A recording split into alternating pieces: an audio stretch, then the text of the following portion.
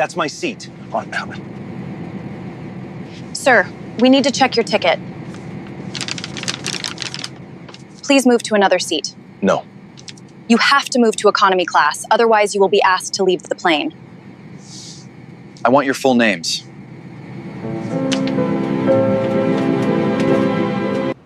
Cancel the 500 million contract with this airline. Sign with their competitor tonight. Sir, you need to step out of that line. First class boarding isn't for you. The sentence landed clean, cold, practiced. People nearby turned their heads, but only halfway. Just enough to watch. Not enough to get involved. Rain hammered against the glass walls of Terminal 4 at JFK, the kind of steady New York rain that makes everything feel heavier, slower, more tense. And right there, under the white overhead lights, a man in a faded gray hoodie stood still. Ethan Cole did not move. He didn't argue. He didn't frown. He simply looked at the gate agent. Melissa Grant stood behind the counter, posture straight, lips pressed into a thin professional smile. Early 30s, hair pulled tight. The kind of employee who believed she could read people in a second. Her eyes moved over him again. Hoodie, jeans, sneakers, wrong category. Behind Ethan, a man in a navy suit shifted impatiently, rolling his suitcase forward an inch. "Come on," he muttered under his breath. "We're holding up the line." Another woman leaned toward her husband. "He's probably confused," she whispered, not as quietly as she thought. Ethan heard all of it. He had heard versions of it his entire life. Still, his voice, when it came, was calm. "Even. Controlled. I'm in first class." Melissa's smile didn't break, but it tightened. "This lane is for confirmed first-class passengers and Diamond members, sir," she said, tapping the scanner lightly. "Economy boarding will begin in about 20 minutes. She didn't say you don't belong. She didn't have to." Ethan slowly raised his phone. No sudden movements, no attitude, just a quiet gesture. "Go ahead," he said. Melissa hesitated for half a second, then leaned forward, scanning the digital pass with a quick, almost dismissive motion. Beep, bright, clear, too clear. Her eyes flicked to the screen, and for a fraction of a second, something slipped. Seat 1A. Ethan Cole, Diamond VIP. That was the seat. The seat, front of the aircraft, private suite, highest tier. Her fingers froze around the scanner. The man behind Ethan leaned slightly to see. "What does it say?" he asked, curiosity cutting through irritation. Melissa straightened quickly, composure snapping back into place. "You are cleared to board," she said. No apology, no correction, just a small step to the side. Ethan held her gaze for a second longer than necessary. Not aggressive, not soft either. Measured. Then he walked forward. The jet bridge swallowed him in silence. Behind him, the line started moving again. "Probably used miles," someone said. "Or a last-minute upgrade," another voice added. People always needed an explanation. Something that made the world feel balanced again. Ethan didn't hear them anymore. Inside the aircraft, the air changed. Warmer, quieter, controlled. Soft lighting, cream leather. The faint scent of citrus and polished wood. First class. A flight attendant greeted him with a practiced smile. "Welcome aboard." Ethan nodded once, kept walking. Seat 1A. He placed his bag down. Sat, exhaled slowly. From the outside, he looked like a man settling in for a routine overnight flight. But inside, something else moved. Not anger, not yet. Something colder, more precise. A memory, a dozen rooms, 100 meetings, 1,000 moments where people had looked at him and made the same quick calculation. Too casual, too quiet, too something. He had learned early. You don't fight every battle out loud. Some you win later. He leaned back, closed his eyes for a second. Outside, rain streaked across the window like blurred lines of ink. Inside, the cabin filled, muted voices, soft laughter, the click of overhead bins. Across the aisle, a man in a tailored suit adjusted his cufflinks, glancing briefly at Ethan. Just a glance. Just long enough to register, then look away. A couple in row 2 spoke in low voices about real estate in Connecticut. Their tone carried the easy confidence of people who had never been questioned about where they belonged. Up front, a flight attendant poured sparkling water into a glass. The world had already sorted itself. Or at least it thought it had. Ethan opened his eyes again, pulled out his tablet, quarterly reports. Numbers didn't judge. Numbers told the truth.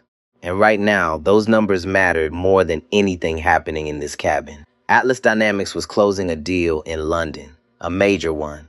The kind that reshaped entire supply chains. The kind that moved markets. He scrolled. Margins, logistics timelines, infrastructure costs. Every line clean, controlled, every decision calculated. Outside, thunder rolled low in the distance. Inside, the plane felt like a sealed world, a bubble of privilege floating above consequence. But that illusion only held as long as nobody pushed it. 10 minutes passed. Boarding continued. Then the tone changed. It started as a voice. Loud. Sharp. What do you mean it's taken? Heads turned. Ethan didn't look up yet. He didn't need to. The voice carried something familiar, not just irritation, expectation. The kind that comes from a lifetime of being accommodated. Footsteps followed. Fast. Heavy. A man appeared at the entrance of the cabin. Richard Sterling. Early 50s. Broad shoulders. Expensive suit that fit just right. The kind of fit that didn't come off a rack. Gold watch catching the light. His jaw was tight. His eyes scanning, then stopping.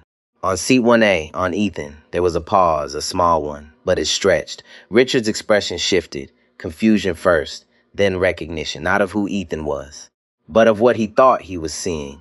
And it didn't match the picture in his head. He turned slightly, looked back toward the front. Cynthia, he called, voice rising again. We need to fix this now. Ethan finally looked up, slowly. Their eyes met for just a second, and in that second, something passed between them, not words, not yet. But a line had been drawn, one man certain the world would bend, the other knowing exactly how much force it would take to break it. Richard Sterling did not sit down. He stayed in the aisle, one hand gripping the back of the seat in front of him, the other holding his boarding pass, like evidence in a trial he was certain he would win. This is seat 1A, he said, slower now. Each word pressed flat. I've been flying this route for years. This is always my seat. The flight attendant near the gala shifted uncomfortably. A younger man, maybe late 20s, glanced toward the front, then back at his tablet, pretending not to notice. Cynthia Maddox appeared seconds later, breath slightly uneven from walking fast down the jet bridge. Her posture straightened the moment she stepped into the cabin. Mr. Sterling, she said, voice soft, almost apologetic. I understand there's a concern. There's more than a concern, Richard snapped. There's a mistake. He pointed, not at the seat, at Ethan. You've got someone in my seat. The word someone hung in the air like something unfinished. Cynthia followed his finger. Her eyes landed on Ethan again. This time she knew exactly who he was, or at least what his ticket said. Still, something in her expression tightened, a hesitation. Not about the facts, about the choice. Ethan closed his tablet, slowly, placed it on the side console. He didn't stand, didn't rush. He looked at Cynthia first, then at Richard, then back at Cynthia. Is there a problem? He asked. His voice was low, steady. It carried. Richard let out a short laugh, sharp, disbelieving. Yes, there's a problem. That's my seat. Ethan didn't respond right away. He let the silence stretch. Just long enough to make people shift in their seats. Just long enough to make the moment heavier. I don't think it is, he said finally. Simple. Direct. Cynthia stepped forward, hands clasped lightly in front of her. Sir, she said, this time addressing Ethan, may I see your boarding pass again? There was a slight change in her tone. Less polite, more official. Ethan noticed. So did the woman across the aisle who subtly lowered her magazine, eyes peeking over the edge. You scanned it at the gate, Ethan said.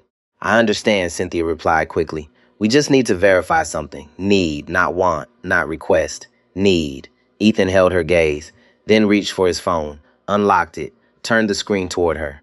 No sudden movements, no attitude, just compliance. Cynthia leaned in, closer than necessary. The scanner wasn't even in her hand this time. She read it directly. Seats 1A, name confirmed. Status confirmed. Everything clean, everything correct. Behind her, Richard shifted his weight, impatience rising. Well, he pressed. Cynthia straightened. For a second, she said nothing. And in that second, the entire cabin seemed to lean forward without moving. It does show seat 1A, she said finally. Quiet, controlled, but not firm, not final. Richard's jaw tightened. Then your system is wrong, he said immediately. Or someone messed up. He looked at Ethan again, longer this time, taking him in. The hoodie now folded beside the seat. The plain black shirt, the calm posture. No visible markers of status. Nothing that matched the price of that seat. nothing that fit his understanding of how the world worked. Look, Richard continued, voice lowering but growing sharper. I paid full fare for that seat. I didn't use points. I didn't upgrade. I booked it early. I need that seat. Need. The word again. Ethan leaned back slightly, one arm resting on the armrest, relaxed, but not passive. And I didn't? He asked. The question landed softly, but it cut. Richard blinked once. Just once, then scoffed. That's not the point. Ethan's eyes didn't leave his. It usually is. A man 2 rows back coughed quietly, trying to cover a reaction he didn't want to show. Cynthia shifted again. The pressure was building, not loud, but heavy. The kind of pressure that doesn't come from noise. It comes from attention, from eyes, from the awareness that every decision now is being watched. Mr. Sterling, Cynthia said, turning slightly toward him, there may have been a last-minute adjustment. We can offer you seat 1B or 2A. Both are comparable. The word didn't land well. Richard's expression hardened. I don't want comparable, he said. I want what I booked. His voice rose slightly, enough to carry further down the cabin, enough for more heads to turn. I have business partners sitting nearby. I need that seat. He turned back to Cynthia. Not Ethan. Never Ethan. Fix it. One word. Flat. Commanding. Cynthia inhaled slowly, held it, then exhaled, and in that breath something shifted, a decision forming, not based on policy, not based on truth, based on pressure, based on perception, based who looked like they mattered more. She turned back to Ethan, her expression changed, subtle, but clear. Sir, she said, tone firmer now, we're going to need you to move. The words dropped clean, no hesitation this time, no softness. Across the aisle, the woman with the magazine lowered it completely. Someone in the back whispered, no way. Ethan didn't react immediately. He didn't argue, didn't raise his voice. He just looked at her, long, steady. The kind of look that makes people second-guess themselves. Why? He asked. One word, calm, direct. Cynthia's lips pressed together. There's been a seating issue, she said. We need to accommodate another passenger. Another passenger, not a name, not a reason, just a category. Ethan nodded once, slow, as if processing something deeper than the words. I booked this seat 3 months ago, he said. I selected it. I paid for it. His voice didn't rise, but it carried weight. I understand, Cynthia replied quickly, but there was an edge now. We'll move you to another first-class seat. Ethan's head tilted slightly. And if I don't move? The question was quiet, but it changed everything. Cynthia hesitated, just a fraction, then steadied herself. If you refuse to comply with crew instructions, we may have to involve security. The word security echoed, not loud, but sharp, like a line being crossed. A man near the window shifted in his seat. Another passenger pulled out his phone, holding it low, angle careful. Richard smiled, not wide, not obvious, but enough. Ethan saw it. He saw all of it, the look, the posture, the assumption, and something inside him settled, not anger. Not yet, something colder, clearer. He reached forward, picked up his tablet, slid it into his bag. Slow, deliberate, every movement controlled. Then he stood. The cabin went quiet, completely quiet. No clinking glasses, no soft conversations, just the low hum of the aircraft systems. Ethan stepped into the aisle. He was taller than Richard had expected, broader too, not imposing, but solid, grounded. He looked at Cynthia, then at Richard, then back at Cynthia. I want your full name, he said. Cynthia blinked, caught off guard. My name? And your employee ID. The request was calm, but precise, professional, almost formal. Cynthia hesitated. Cynthia Maddox, she said finally. Employee ID 88314. Ethan nodded once, memorizing, then turned to Richard. And yours? Richard frowned. What? Your name? There was a pause. Then, almost reluctantly, Richard Sterling. Ethan nodded again. No reaction, no comment. Just information. He adjusted the strap of his bag on his shoulder, then looked at Cynthia one last time. I'm not moving to another seat, he said. I'm leaving the plane. That caught her off guard. You're leaving? Yes. Simple final. He turned, walked toward the front. No rush, no hesitation. Behind him, Richard stepped forward, already reaching for the seat, claiming it, as if the outcome had always been inevitable. Cynthia stood frozen for a second, then followed Ethan toward the door. Sir, if you leave, we may not be able to rebook you on this flight, she said quickly. Ethan didn't stop. That won't be necessary. The words echoed down the narrow aisle. Soft, but absolute. And somewhere, deep in the structure of things that none of them could yet see. A decision had just been made, one that would not stay inside this cabin. The jet bridge door closed behind him with a dull metal click. The sound stayed. It echoed longer than it should have. Ethan Cole didn't stop walking. The narrow tunnel stretched ahead, fluorescent lights buzzing faintly overhead. His footsteps were steady, even, no hesitation, no rush. Behind him, the cabin door sealed. A different world now. One that believed the situation was over. It wasn't. He stepped back into the terminal. The noise returned all at once. Rolling suitcases, boarding announcements, conversations layered over each other. Life moving forward like nothing had happened. But something had. Ethan slowed near the glass wall overlooking the runway. Rain still falling, thick, heavy, unforgiving. A Meridian Airways aircraft sat at the gate, lights blinking against the gray sky. Ground crew moved around it with practiced efficiency. Inside that plane, a man was settling into seat 1A. Inside that plane, a crew believed they had solved a problem.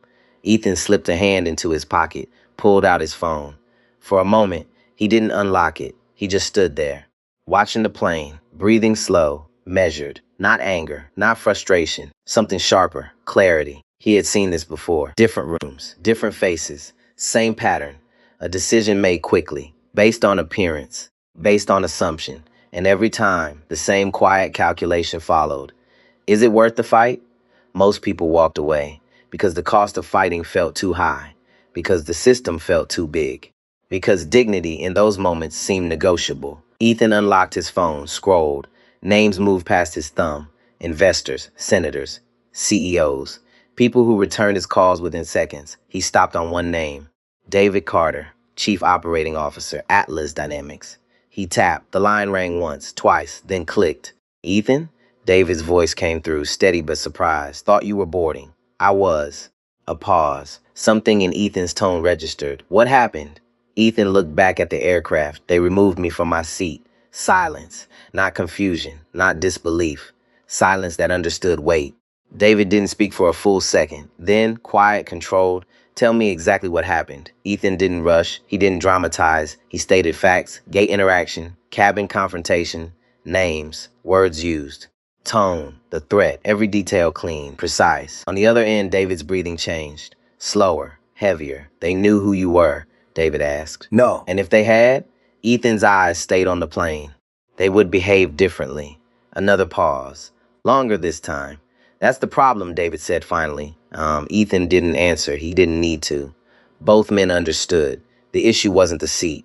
It never was. It was the system that allowed that decision to feel normal. Allowed it to happen without hesitation.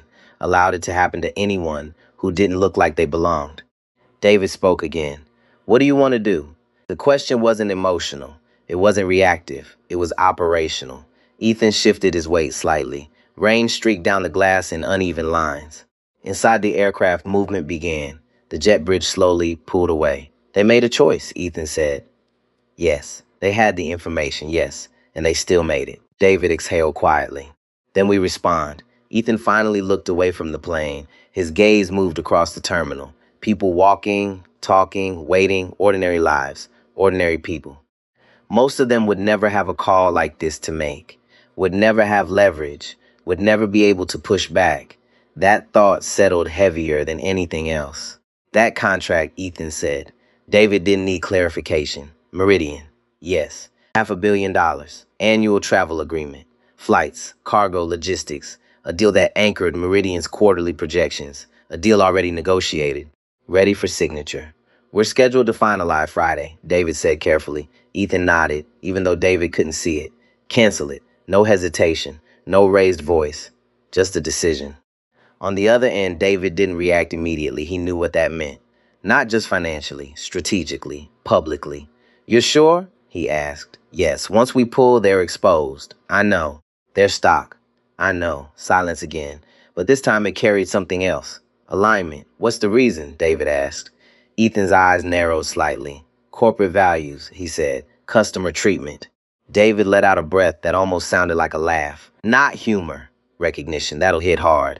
It should. The aircraft began to move, slowly pushing back from the gate. Lights blinking through the rain. Inside, people were settling in. Drinks being served, seats adjusted, a normal flight on the surface. Draft the statement, Ethan continued. Tonight? Tonight. David didn't hesitate anymore. I'll get legal on it. And David, yes, make it clean. Understood. No threats, no accusations, just facts, the kind that land harder than any argument. Ethan ended the call, lowered the phone. The plane turned toward the taxiway, engines humming louder now, power building. For a moment he watched it, really watched it. Because inside that metal shell was a man who believed he had won. Inside that system was a company that believed this was routine. And for years, maybe it had been. Decisions made quietly. People moved around. No consequences. But systems don't change until something breaks them. Ethan turned away from the window, walked back into the flow of the terminal. No one looked at him twice. No one knew what had just been set in motion. And that was the point. Power didn't always announce itself. Sometimes it moved quietly. Signed papers, made calls, shifted numbers. And by the time anyone noticed, it was already done. Behind him, the aircraft rolled toward the runway. Ahead of him, something much larger had already begun. The aircraft lifted through the rain without hesitation. Inside the cabin, the noise softened. Engines steady, lights dimmed. Conversations resumed, as if nothing had happened. Richard Sterling adjusted his seat, leaning back into the leather with a slow exhale. A glass of champagne sat in his hand now, bubbles rising, smooth, familiar, control restored. He glanced once at the empty aisle where Ethan had stood minutes earlier, then looked away. The moment was already fading in his mind, replaced by emails, meetings, numbers. That was how his world worked. Problems appeared. He pushed. They moved. Simple. Across the aisle, a man in his late 60s watched him quietly over the top of a folded newspaper. He had said nothing during the confrontation, but he had seen everything, the way Ethan had spoken, the way the crew had shifted, the way the decision had been made. He shook his head once, barely noticeable, then lowered his eyes again. Further down the cabin, Cynthia Maddox stood near the galley, hands clasped, shoulders tight. The adrenaline was still there, fading, but not gone. She replayed the moment in her head. The look Ethan had given her, not angry, not defeated. Something else, something she couldn't quite place. Everything okay? A fellow attendant asked quietly, stepping beside her. Cynthia forced a small smile. Yeah, just a seating issue. The other attendant nodded, used to the phrase. It meant nothing. It explained everything. Passenger move? He asked. Yes, good. Last thing we need is a delay. Cynthia nodded. Yes, a delay would have been worse. A complaint could be handled, a scene could be written off.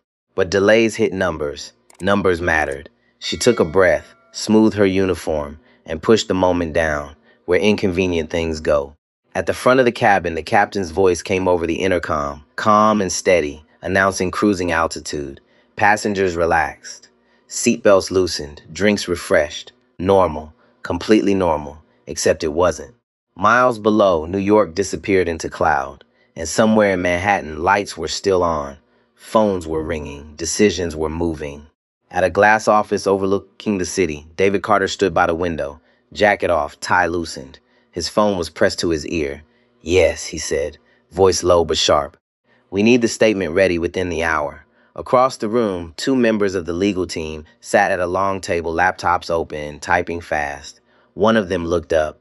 "'Cause for termination?" she asked. David turned slightly. "Corporate values misalignment," he said. "Documented incident. Customer dignity." She nodded, typed, fast, precise. No emotion, just language that would hold, language that would land. Another voice came through the speaker on the desk. "What about media timing?" David glanced at the clock. Late evening, but not too late. "Release before market open," he said. "Early. Pre-market? Yes." A pause. That's aggressive. David didn't react, so was the decision they made. Silence on the line, then understood. The call ended. David set the phone down slowly. He looked back out at the city. This wasn't about revenge. Not to him. This was about structure. A system had revealed itself, and now it would be corrected. Across the Atlantic, hours passed. Flight time moved quietly. Dinner service. Lights dimmed further. Sleep settled over the cabin. Richard Sterling lay flat in seat 1A, blanket pulled up, eyes closed. At peace. Or something close to it. His breathing slow, even, unaware. Back in New York, the rain had stopped. The air felt different. clearer, but colder. At exactly 8 in the morning, Eastern Time, the statement went live. No headlines, no emotion, just words. Atlas Dynamics announces immediate termination of all corporate travel agreements with Meridian Airways, citing irreconcilable differences in corporate values and customer treatment. It hit the wires. Fast, clean, irreversible. Within minutes, it was picked up, first by financial terminals, then by news outlets, then by everything else. At Meridian Airways headquarters in Chicago, the executive floor was already active. Early meetings, coffee cups, routine, until it wasn't. The door to the CEO's office opened without a knock. William, a voice said tight, urgent. William Carter looked up from his desk. Mid-50s, sharp suit, controlled demeanor, until now. What is it? He asked. A printed sheet hit the desk, hard. He frowned, picked it up. Read the first line, then the second. Then again, slower, careful.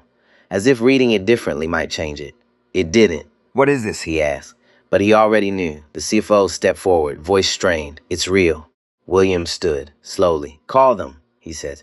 Now. We've been trying. Try harder. They're not responding. The room tightened. Energy shifted. This wasn't a complaint. This wasn't a refund. This was something else. Find out what happened, William said, voice rising just slightly. The head of operations stepped in, tablet in hand. We pulled the flight logs, she said. There was an incident last night. First class. William's eyes locked onto hers. What kind of incident? She hesitated, just enough to make it worse. A passenger was removed from a seat, downgraded. William frowned. That happens. Not like this. She turned the tablet, showed him name, seat, status. His face changed, not dramatically, but enough. Who approved it? He asked. Gate agent. Supervisor. And the passenger? She paused again, then said it. Ethan Cole. The name hung in the room, heavy, recognizable. The CFO exhaled slowly. That Ethan Cole? Yes. No one spoke, because everyone understood. Atlas Dynamics wasn't just a client. It was an anchor.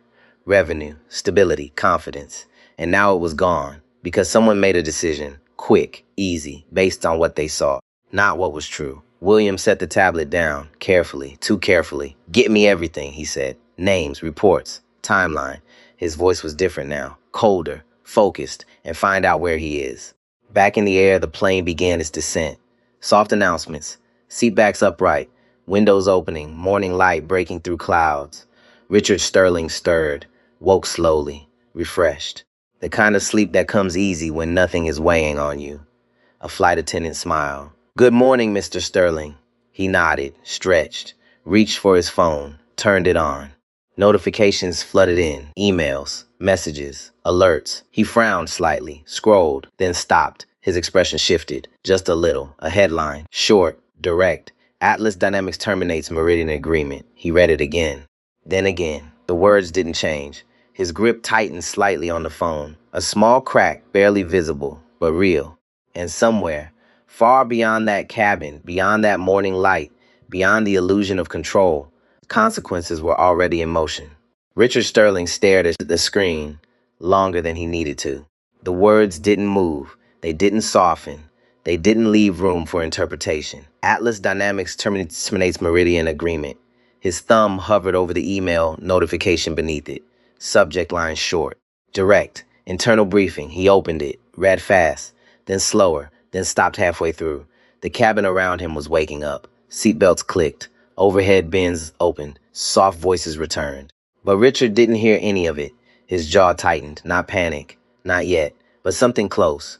Across the aisle, the older man with the newspaper was watching again, this time openly. He had seen that look before. Men like Richard rarely questioned the system until the system shifted under them.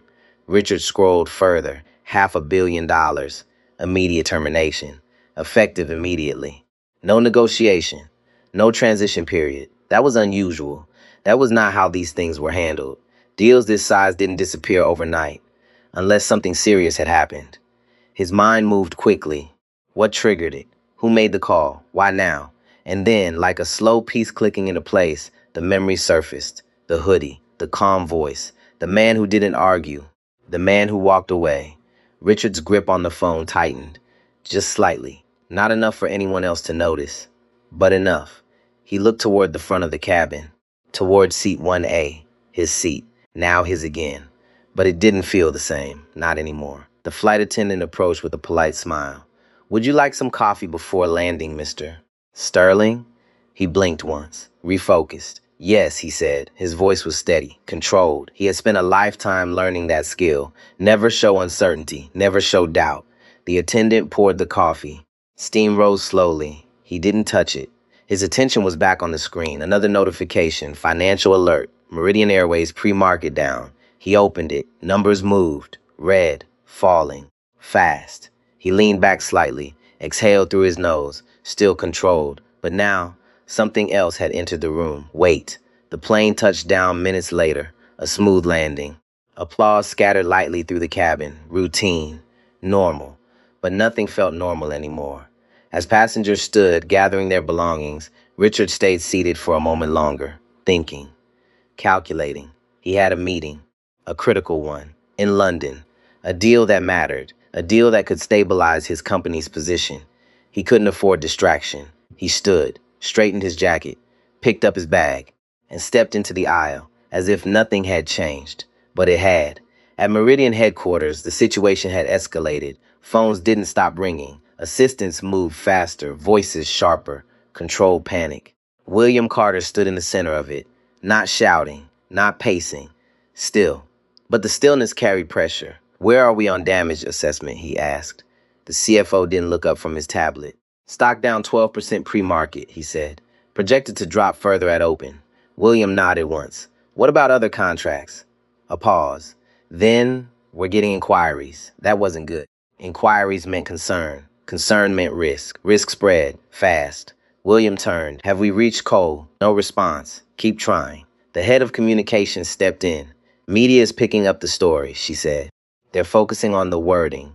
Customer dignity. William's eyes narrowed slightly. What exactly happened on that flight? Silence. Then the operations director spoke. Initial report says a seating reassignment, first class. That doesn't cause this, William said. No. Then what does? Another pause. Longer. He was downgraded, she said. William looked at her. Direct. Unblinking. Explain. She swallowed. Passenger in seat 1A. Confirmed. High status. Was asked to move for another passenger. Why? Crew decision. Based on. She hesitated because saying it out loud made it real perceived priority. William's expression didn't change.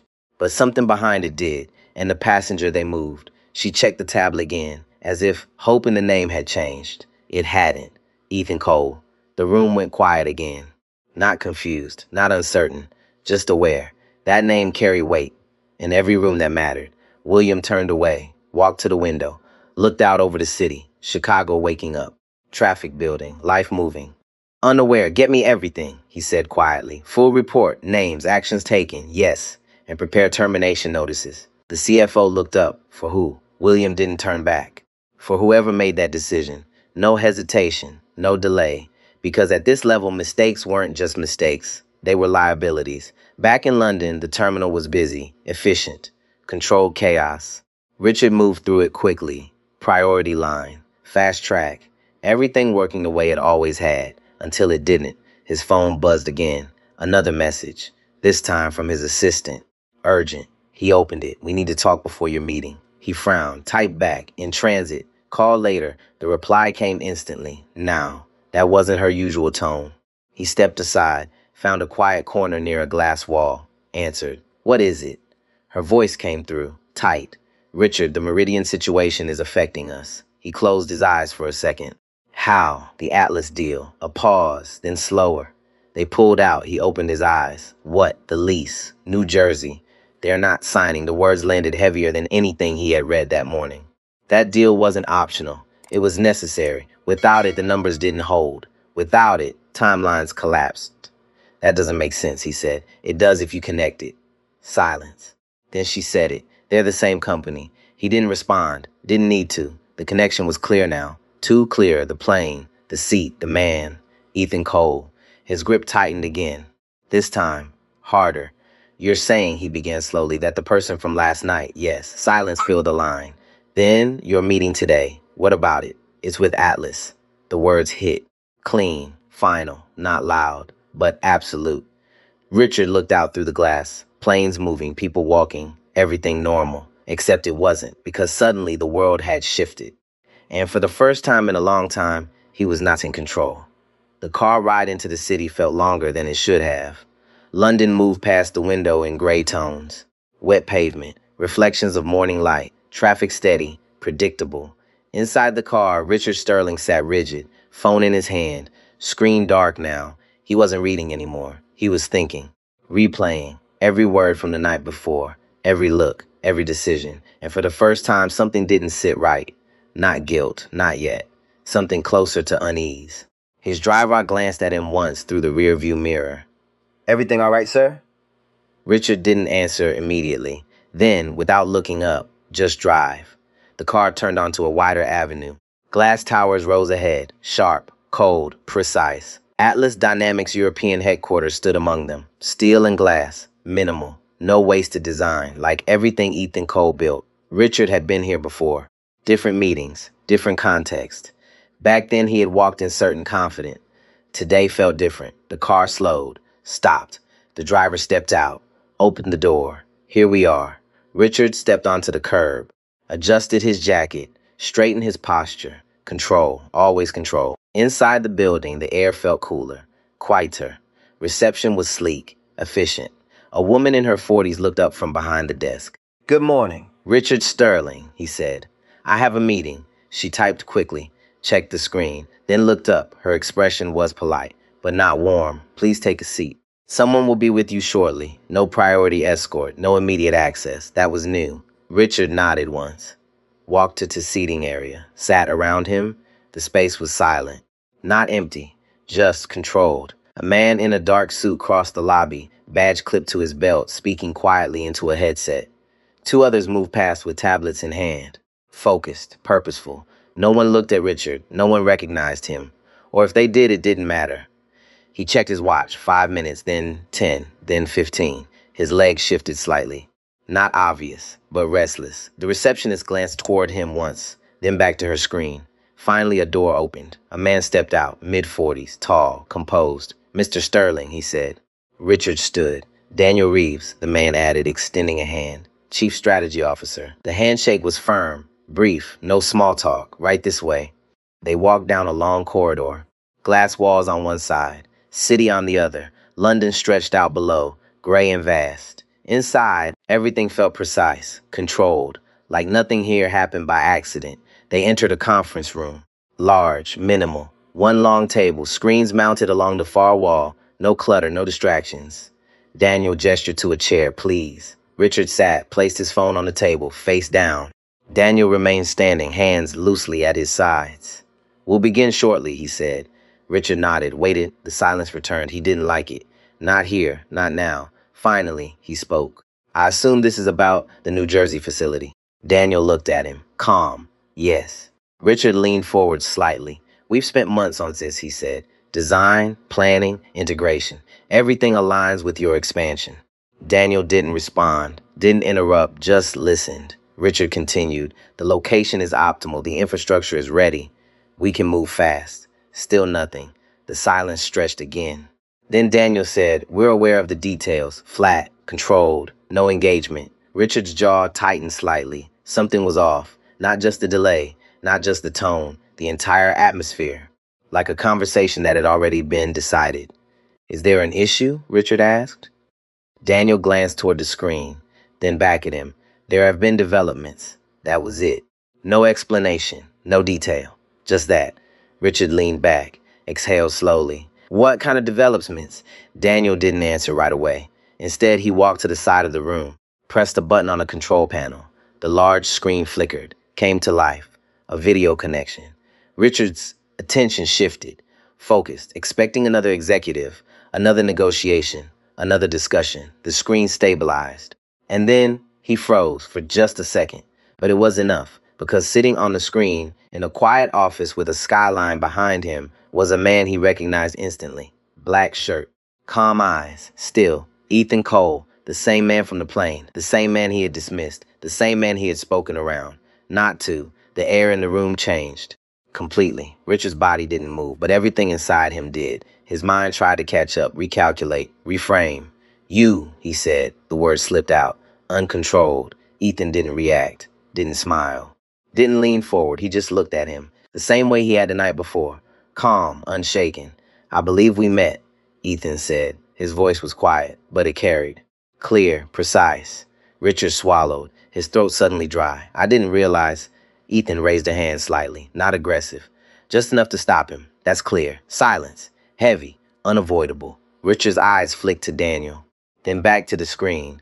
Everything aligned now. The contract, the cancellation, the timing, the meeting. It wasn't coincidence, it was consequence. Ethan leaned back slightly in his chair, unhurried, unbothered. "Let's be direct," he said. "Yes," Richard replied quickly, too quickly, a crack in the control. Ethan's gaze didn't change. "Last night," he said, "you asked me to know my place." The words landed harder here, in this room, in this context. Richard opened his mouth, closed it, tried again. That was a misunderstanding. Ethan tilted his head slightly. Was it? A question, but not really. Richard leaned forward now, hands on the table. "I didn't know who you were." There it was, the truth, unfiltered, uncomfortable. Ethan's eyes held his. "That's the point." Silence, again. But this time it cut deeper, because there was nothing left to argue, nothing left to hide behind, just the reality of what had happened and what it meant. Outside, the city moved. Cars, people, life. Inside the room, everything had stopped. Because for the first time, Richard Sterling understood exactly who he had been speaking to. And more importantly, what it was going to cost him. Richard Sterling felt the room closing in without anything physically moving. No one raised their voice. No one rushed. But the pressure was there. Heavy, precise, Unavoidable. "I didn't know who you were," he repeated, slower this time, as if saying it differently might fix something. Ethan Cole didn't blink. "And if you had?" Ethan asked. The question came clean. No edge, no emotion, just truth waiting to be acknowledged. Richard hesitated, and in that hesitation, the answer showed itself. Ethan nodded once. "Exactly." The word landed like a quiet verdict. Richard leaned forward, palms pressing lightly against the table. "Look," he said, voice lower now, controlled but strained. "We've both been in business long enough to know how these situations happen. People make assumptions. Mistakes get made. We correct them and move forward." He spoke faster now, trying to regain ground, trying to shift the frame. "This deal benefits both sides. You know that. The New Jersey site is exactly what you need for your expansion." Ethan listened, still, uninterrupted. When Richard finished, the silence came back, and this time it stayed longer, because nothing Richard said had touched the real issue. "You're talking about a contract," Ethan said finally. "Yes, I'm talking about a pattern." Richard's jaw tightened. "That's not fair." Ethan leaned forward slightly. Not aggressive, but engaged. "It's accurate." The words didn't rise. They didn't need to. Richard exhaled sharply. "You're going to walk away from a deal this size over one incident." Ethan held his gaze. "No, a beat. I'm walking away because that incident revealed something." The room felt colder. Daniel Reeves, standing off to the side, shifted his weight slightly, watching, listening, understanding exactly where this was going. Richard shook his head once. "This isn't personal," he said. Ethan's eyes didn't move. "It is," he replied. "Simple, direct, and completely unarguable." Richard sat back. For the first time, the control slipped just enough to show, not panic, but something close. "What do you want?" he asked. There it was, the pivot, from confidence to negotiation. From certainty to asking. Ethan didn't answer immediately. He looked at Richard, really looked at him. Not the suit, not the watch, the man, the posture, the habits, the patterns. Then he said, "I want accountability." Richard nodded quickly. "Fine, we can address that. I'll speak to the airline personally. I'll make sure." Ethan raised his hand again, stopping him. That's not your decision to make. Richard stopped mid-sentence, because that was the truth, and he knew it. Ethan leaned back slightly. His tone didn't change. "I'm not interested in apologies made after the fact," he said. "I'm interested in systems that don't allow that decision to happen in the first place." Richard's brow furrowed. "That's bigger than this deal." "Yes." The word came without hesitation, because it was, and that was the difference. Richard had seen a moment. Ethan had seen a structure. And once you see the structure, you can't ignore it. "You're making this into something it doesn't have to be," Richard said, voice tightening again. Ethan shook his head once. "No, I'm recognizing what it already is." Silence, again, but now it felt final. like a door closing slowly. Richard felt it. He shifted in his chair, leaning forward again, trying one more time. Ethan, he said, using his name now, more carefully, we've both built things. We both understand how fragile momentum can be. This project matters, to my company, to yours. Walking away hurts both sides. Ethan's expression didn't change, not equally. The words landed flat. Because they were true. Richard opened his mouth, then stopped. Because he had no answer, Ethan continued. You'll lose a tenant, he said. I'll find another facility. Another pause. Your company is leveraged against that project. Mine isn't. Richard's face shifted, just slightly, but enough. Because now it was no longer about perception. It was about reality, numbers, exposure, risk. Things that didn't bend. How do you know that? Richard asked quietly. Ethan's gaze stayed steady. I do my homework. The room held still, because that answer meant more than it said. It meant this wasn't reaction. This wasn't emotion. This was strategy. Already in motion, already ahead. Richard felt it then, not as a thought, as a weight, dropping, slow, heavy. You're pulling out, he said, not a question. A realization, yes. No hesitation, no negotiation. Just final. Richard leaned back slowly. The chair creaked softly under the shift. For a moment, he said nothing, because there was nothing left to say that would change the outcome, and he knew it. Ethan watched him, not with satisfaction, not with anger, with clarity, because this wasn't about winning. It was about consequence. You told me to know my place, Ethan said. The words came back, words Abba, full circle. Richard's eyes flicked up, met his. Ethan's voice stayed calm. My place is to decide who I do business with, a beat, and who I don't.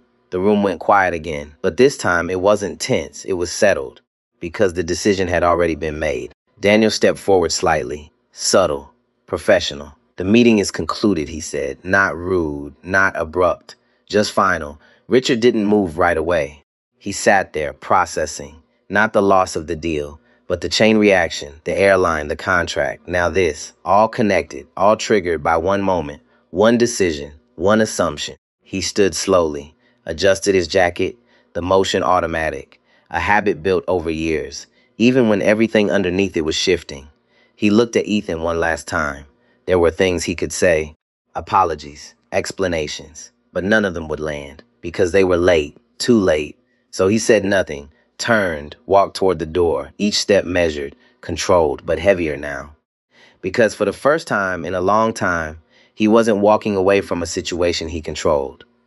He was walking out of one where the outcome had already been decided. Behind him, the screen went dark. Ethan remained seated, still calm. The storm had already passed for him, but for everyone else involved, it was just beginning. The news did not slow down. It spread, quiet at first, then faster, then everywhere. By mid-morning, every major financial network had the story running across the bottom of their screens. Clean text, red indicators, numbers falling. Meridian Airways down 14% at open, analysts speaking in careful tones. Words like exposure, risk, leadership failure. At headquarters, the pressure had turned into something else. Not panic. Movement. Fast. Precise. Unforgiving. William Carter stood in the main conference room now, not behind a desk, not protected, standing, hands on the table, eyes moving from one executive to the next. I want names, he said. No one spoke immediately, because everyone in that room already knew. They just didn't want to say it. Finally, the operations director slid a printed report across the table. 2 names, Cynthia Maddox, Daniel Hayes, gate agent, supervisor. William looked down, read them once, then again, slow, careful, as if giving the moment weight. What exactly did they do? He asked. The legal advisor stepped forward, voice measured. They manually reassigned a confirmed first-class passenger to accommodate another traveler. The justification entered into the system does not match flight data. William's eyes lifted, meaning it was false. The word landed hard. No way around it. No spin. No defense. They created a reason, the lawyer continued, to justify a decision that violated company policy. William nodded once. Small, controlled, and the passenger they moved. The CFO answered this time. Ethan Cole. The room held still, again, because the name carried more weight now than it had an hour ago. Because now they understood what they had touched. Will Swim straightened, looked at the clock, then back at the room. Terminate them, he said. No hesitation, no discussion, effective immediately. The operations director nodded. Already moving, already sending messages, already setting the process in motion. Because at this level, decisions didn't wait. They landed, and then they moved. What about public response? The communications head asked. William exhaled slowly. We acknowledge the incident, he said. We accept responsibility. We commit to review. The words sounded right, but they felt small, even in the room. Because everyone there knew this was bigger than a statement. This was structural. And structures don't change overnight. Across the city, in a small break room at JFK, Cynthia Maddox sat alone, her uniform still on, but her posture different, not sharp, not composed, folded in slightly, like something had shifted inside her. The television mounted in the corner played the news on low volume. Red ticker moving, numbers dropping. She wasn't watching, not really. She was staring at her hands, still, quiet. The memory replayed again, Ethan's face, his voice calm, not angry. That was what stayed with her. Not the argument, not the tension, the calm. She had expected resistance, frustration, something she could push back against. But there was none, just certainty. And now this. The door opened. She looked up. Daniel Hayes stepped in, his tie loosened, face pale. He didn't say anything at first, just walked to the vending machine.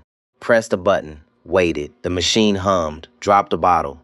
He didn't pick it up right away, just stood there. Then finally turned. You see this? He asked. Cynthia nodded slightly. He let out a short breath. 500 million, he said. The number felt unreal, too big, too distant. But it wasn't. Not anymore. Cynthia swallowed. I didn't know, she said. Her voice was quieter than she expected. Daniel looked at her, not angry, not defensive, just tired. Yeah, he said, a pause. Then, that's the problem. He walked over, sat across from her. The space between them felt heavier than the room itself. I've been doing this job 15 years, he said. You learn to read people. Fast. You have to. Cynthia nodded. She understood that. That was what she had believed. That was what she had relied on. He didn't look like Daniel started, then stopped, because finishing that sentence would make it real, would make it clear. Cynthia looked down again. He didn't look like what? She asked softly.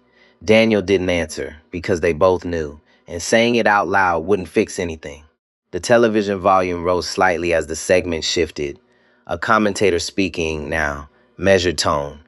Sources indicate the decision may have involved discriminatory judgment during boarding procedures. Cynthia's chest tightened. She reached for the remote, muted it. Too late. The word was already there, hanging, unavoidable. I wasn't trying to. She started, then stopped, because intent didn't matter now. Outcome did. Daniel leaned back, stared at the ceiling. They're going to fire us, he said. Flat, no drama, just fact. Cynthia didn't respond, because she knew. They both knew. Not because the company cared about the incident, but because they had become the liability, the visible part of a much larger failure. Footsteps approached in the hallway, slow, deliberate. Cynthia's shoulders tensed. The door opened again. This time, it was not a colleague. Two people, corporate, clean suits, neutral expressions, the kind of faces that don't carry emotion into a room. Cynthia Maddox, one of them said. Her name sounded different coming from them. Official. Final. She stood. Slowly. Yes, please come with us. No explanation. No discussion. Daniel didn't move. Didn't speak. He just watched, because his turn was next. Cynthia picked up her bag. Her hands felt heavier, not shaking, just waited. She walked past Daniel. Their eyes met for a second. No words, because there were none that mattered anymore. In the hallway, the world felt sharper, brighter, colder. The corporate office doors ahead looked the same as they always had. But today, they felt like something else. A line. One she was about to cross. And behind her, somewhere far beyond this building, beyond this city, beyond the system that had made that moment feel normal, a different kind of balance was being restored. Not loud, not dramatic, but real. Because sometimes the cost of a single decision isn't measured in the moment it happens. It's measured in everything that follows. Richard Sterling walked out of the building slower than he had walked in. Same doors, same lobby, same city outside, but everything felt different. The glass reflected him as he passed. Suit still perfect, shoulders still straight, but the expression had changed. Not broken, not yet, but no longer certain. Outside, the air was cold, damp from earlier rain. London moving like it always did. Cars flowing, people passing, no one noticing. He stopped on the sidewalk. Just for a second, his phone buzzed again. He didn't want to look, but he did. More alerts, more messages, one from his assistant, urgent. He opened it. Banks are requesting updates on the New Jersey project. His jaw tightened. Another message. Investor call move forward. Another. Media asking for comment. The pressure was stacking, layer by layer, fast. He stepped toward the waiting car. The driver opened the door. Back to the hotel, sir? Richard paused, then nodded. Yes. Inside the car, silence returned. Heavy, uncomfortable. He stared at the city through the window. But he wasn't seeing it. He was running numbers, timelines, worst-case scenarios. The New Jersey project was not just another deal. It was leveraged, deep, tied to multiple lines of credit, structured around one assumption, that Atlas Dynamics would anchor it. Without that, everything shifted. The model didn't hold. The margins collapsed. The risk multiplied. He leaned back, closed his eyes for a moment, and for the first time the memory came back clearly. Not the argument, not the tension, just one moment. Ethan standing in the aisle, calm, still, looking at him, not angry, not defensive, certain. Richard exhaled slowly, opened his eyes. Too late now. At Meridian headquarters, the damage was spreading, faster than expected. Phones didn't stop ringing. Investors weren't asking questions anymore. They were making decisions, pulling back, reevaluating, protecting themselves. William Carter stood in his office again, the same space, but it no longer felt controlled. The CFO stood across from him, tablet in hand, face tight. Stock is down 18%, he said. William didn't react immediately. Trading halt? Possible if it continues. A pause. Then, other clients are delaying renewals. There it was. The second wave, not just the loss, the ripple. The signal sent to the rest of the market. If Atlas walked away, others would think twice. William walked to the window, looked out. Chicago stretched below, familiar, stable. But right now, that stability felt thin. How many contracts at risk, he asked. The CFO hesitated, too early to quantify. Which meant a lot. William nodded once, small, controlled, and employees. Terminated. Good, the word came flat. Not emotional, just necessary. But even as he said it, he knew it wasn't enough. It would never be enough because this wasn't about 2 employees. It was about what allowed that decision to feel normal. What allowed it to happen without hesitation. He turned back. What are we doing about internal review? The operations director stepped forward. Full audit initiated. Training protocols under review. William nodded again, but his eyes said something else. Too late. At JFK, Cynthia Maddox sat in a small office. The same uniform, but now it felt like something she no longer owned. The corporate representative across from her spoke in a calm, measured tone. Effective immediately, your employment with Meridian Airways is terminated. The words were expected, but hearing them still landed. Heavy. Final. Cynthia nodded slowly. I understand. Her voice was quiet, not defensive, not emotional, just quiet. The representative slid a document across the table. Please sign here to acknowledge receipt. Cynthia looked at the paper. The words blurred slightly, not from tears, from the weight of the moment. She picked up the pen, signed, slow, careful, as if the act itself mattered, as if doing it properly would somehow change something. It didn't. She set the pen down. The representative nodded. You'll be escorted to collect your belongings. Cynthia stood, her movement slower now. Not because she was unsure, because everything felt heavier. In the hallway, people moved as they always had, but now she noticed things differently. The looks, the quick glances, the way people measured each other, categorized, assumed it had always been there. She just hadn't seen it, not clearly, not until now. Back in London, Richard sat in the hotel room. Laptop open, numbers on the screen. They didn't lie, they didn't soften. Without the Atlas lease, the projected revenue gap was massive. He picked up the phone, dialed, the call connected. Tell me we have options, he said. On the other end, his financial officer didn't answer immediately. Then, carefully, we're looking, which meant they didn't. Not good ones, not fast ones. How long before this becomes critical? Richard asked. A pause. Then 30 days. The number hung there, clear, unforgiving. 30 days to replace a tenant that's took months to secure. 30 days to stabilize a structure built on that agreement. 30 days before lenders started moving. He leaned back. The chair creaked slightly. Find something, he said. We're trying. The call ended. The room felt quiet again. Too quiet. He looked down at his hands. Still steady, still controlled. But now, for the first time in a long time, they felt empty. Because control had slipped. Not all at once, but enough. And it had started with something small. A seat. A moment. A decision made in seconds. Based on what he thought he knew. Based on what he assumed. Outside, the city moved.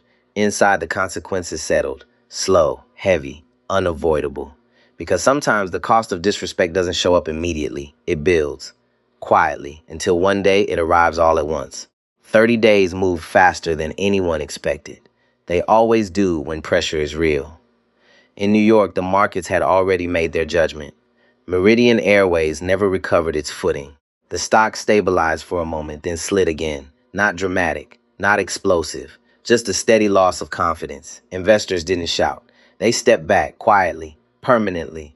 William Carter stood in front of a boardroom table that felt longer than it used to. The chairs were filled, but the energy was different now. Less trust, less patience. The chairman spoke first. We need to talk about leadership. William didn't interrupt, didn't defend. He had already seen this coming. The words that followed were careful, legal, measured, but the outcome was simple.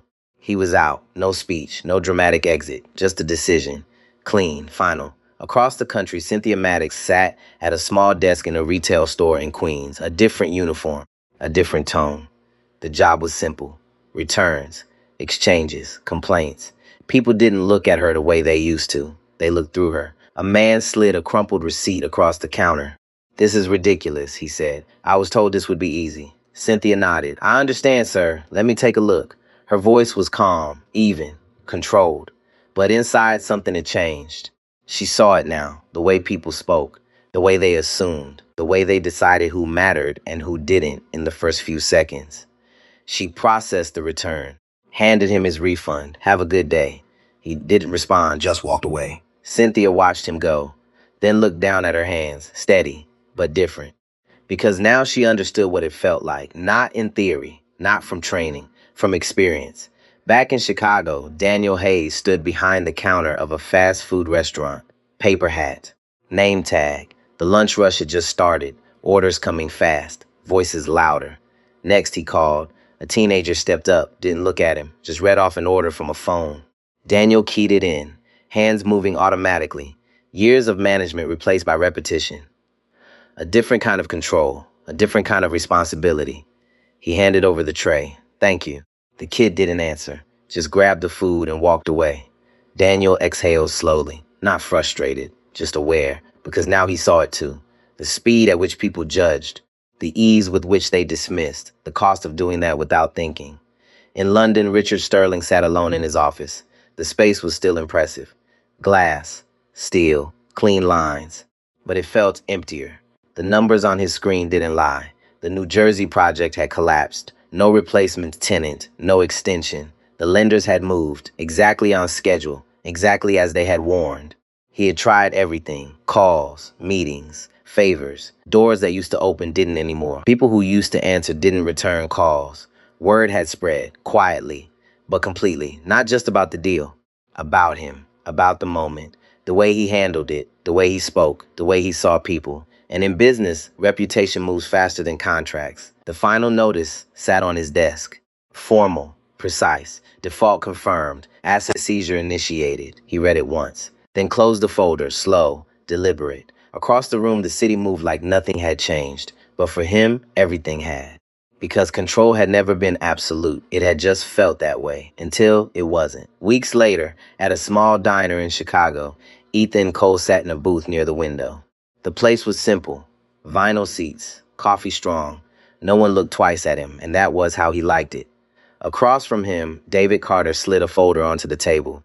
It's done, he said. Ethan glanced at it, didn't open it. The new agreement is signed, David continued. 10 years. Full transition. Ethan nodded once. No celebration, no reaction, just acknowledgement. And the policy, David added, tapping the folder lightly. They agreed to everything. This time, Ethan opened it. Pages clean, structured, clear. Mandatory bias training. Strict seating protection protocols. Independent review systems. Real consequences for violations.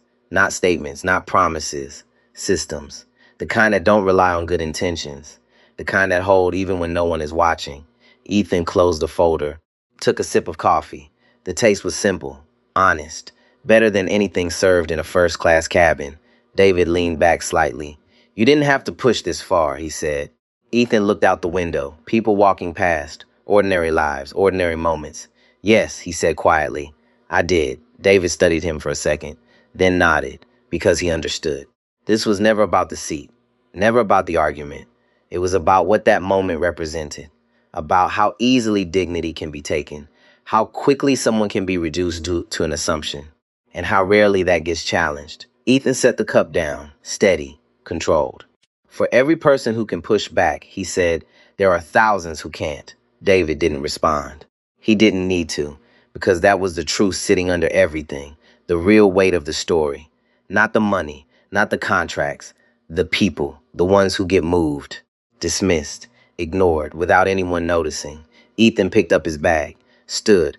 The diner noise continued around him, unchanged, unaware. He paused for a second, looked back at the table, then walked toward the door. No audience, no applause, just movement, quiet, decisive. Outside, the city air was cold, clear, different from that night at the airport, but the lesson remained, unchanged, because respect is not about status. It's not about appearance. It's not about what someone seems to be. It's about recognizing the person in front of you before you decide who they are. And sometimes, the cost of forgetting that is everything. If this story made you stop and think, take a second to like, subscribe, and drop 3 words in the comments that stay with you. Something like respect comes first, or character over status, or actions have consequences.